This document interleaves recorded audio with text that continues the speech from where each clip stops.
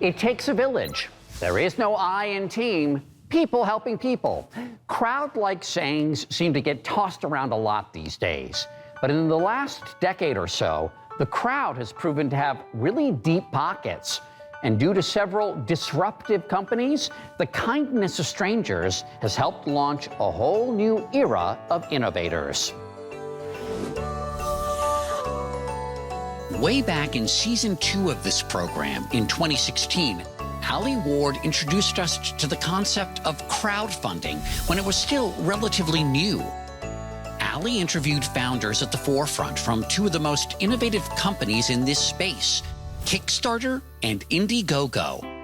Spence Medford is the senior vice president of the Henry Ford and has been involved in fundraising for more than 30 years. Thank you for joining me, Spence. Thanks, Mo. We sat down to talk about how crowdfunding has changed the fundraising game.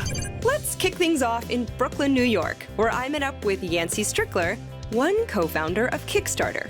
Along with Perry Chen and Charles Adler, Yancey started the company in 2009. It's quite scary to make something, it's quite difficult to create something new, and so we want to be a confidence engine. That idea that a crowdfunding site is a confidence engine, do you agree with that? I do, especially with the projects or institutions that are successful on these crowd sites. They're showing how their dollars are having an impact.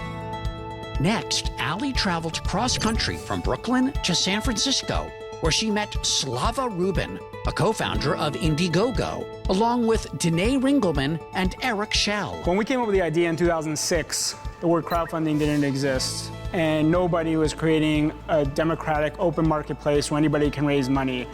It was so revolutionary that 93 VCs in a row turned me down, saying that this idea was crazy. You know, I was really struck when the co-founder of Indiegogo described crowdfunding as small d democratic.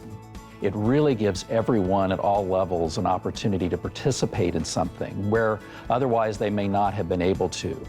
Has this made the world smaller?